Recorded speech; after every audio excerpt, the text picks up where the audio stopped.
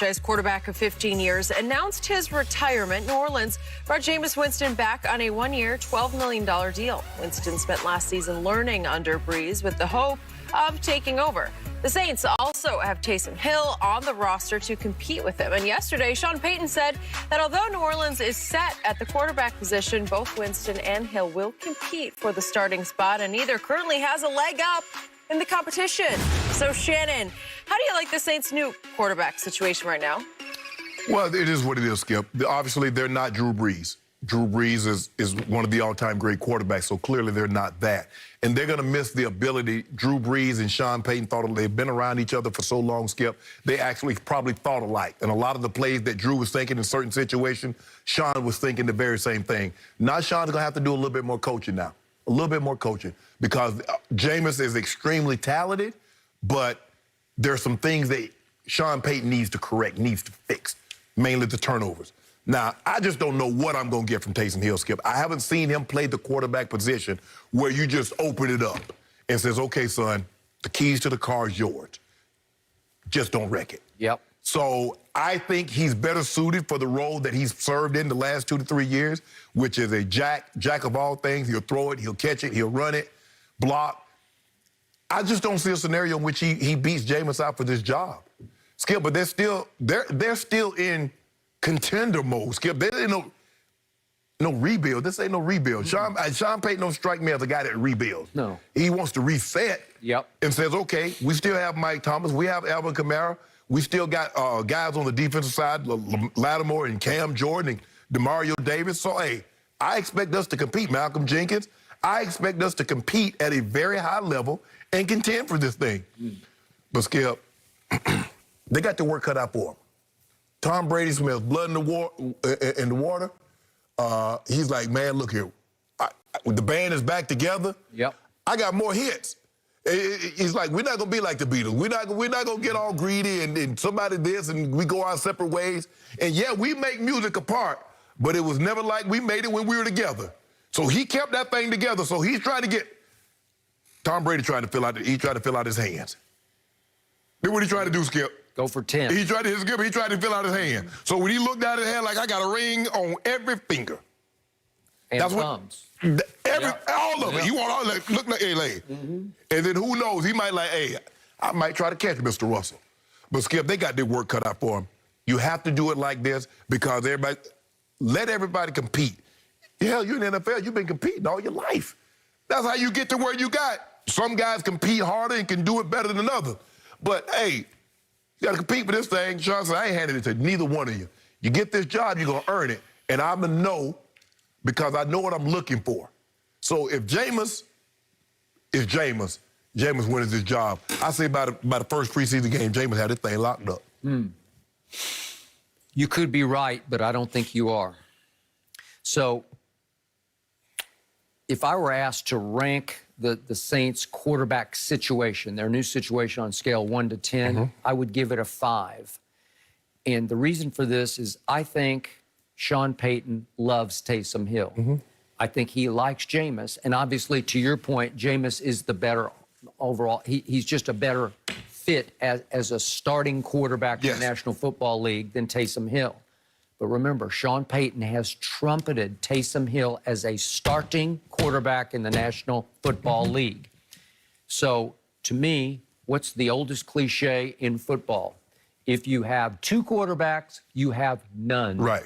You have no quarterback. And well, if that was the case, Skip, he should just go ahead and name Taysom Hill the starter. If he believes so much in Taysom Hill, say that's the starter. Okay, here's the problem with both of these players. They're both turnover machines because Jameis has been since college. We know that at Florida State. And you always say turnovers in college, turnovers in pro. And it's just who he is. He's also hugely gifted to me. He's more athletic than you give him credit for. He has a strong arm, and he has big guts. And teams will follow his leadership. They want to go into battle with and for Jameis. Taysom Hill was turning over like crazy in a small sample size last year. He had 7 turnovers. He will fumble the football. He'll try to do too much and get dislodged. He also completed 73% of his passes in a small sample size last year, but 73%. If he had qualified, that wins the competition. Well, That's the highest in the league. I think some of those throws is coming when he's taking the ball and he's through. You can obviously. That wasn't all at the quarterback position. Okay. So the point is, I read a quote from Sean Payton in Jared Bell's column today in USA Today. And he was raving about Taysom Hill and said one of the things that he's provided is that, man, you knew on any given play he was a threat to make something happen. That's what Sean Payton loves about him. No, make something happen with his feet, not with his arm. Okay. And yet there were times, Payton went on to say, on any given play, he was also a threat to make something happen that you weren't happy about. Right. Okay, so that's the problem with both of those guys, correct. Okay? In very different ways. Right. So he goes on about Taysom Hill. This caught my eye and ear. He reminded me of early Tony Romo's career. When he went into a game, something's going to happen. So I think ball security will be something we spend a lot of time with him on, because something was always going to happen with Romo, and a lot of about half of it. That's how he got the name Tony. Uh-oh, that is correct. That's what I believe I nicknamed him that.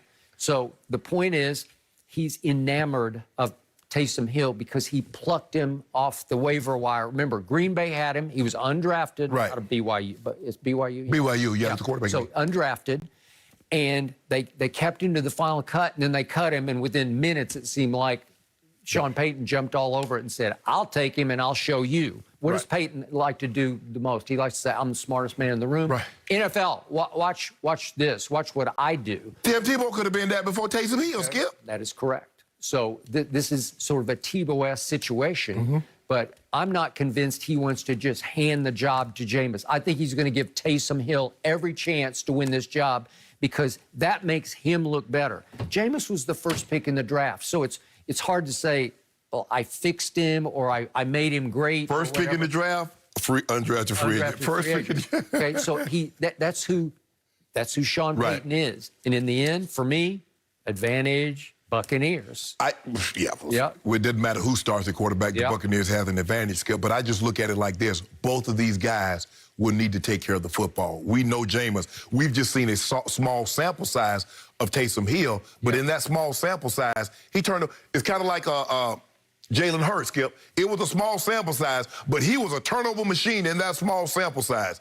And so the question is, can you, same with Jameis, can you teach them ball security? I understand, guys. Look, sometimes, guys going to get in there and they're going to take the ball.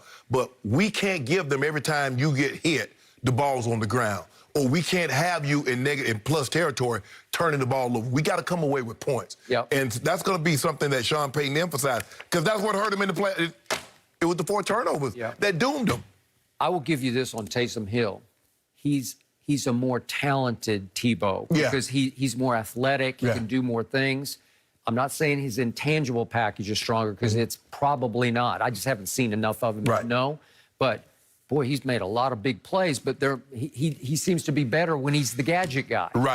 When he just comes in for one play, and as you well know, if you just get thrown into the action and then you got to perform, you got one shot, well, he takes advantage of it. And he plays all the special teams, Skip. He has to, plus he has to know, okay, I got to know this route. I got to know I got to run the ball. I got to block for the ball. Oh, I'm playing quarterback in this series.